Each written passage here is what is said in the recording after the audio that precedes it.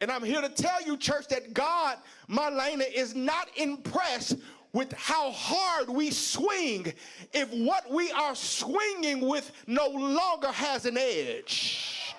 And sometimes he allows a slip just to make us stop long enough to realize we have been working without power. We've been working and we stopped praying. Come on. We've been working and we stopped getting on our knees, Mother Taylor, and praying, getting in our prayer closet and seeking his face. I don't have no help in here. You can come to church every week, serve every week, and still not understand the presence of God when he's trying to shift you.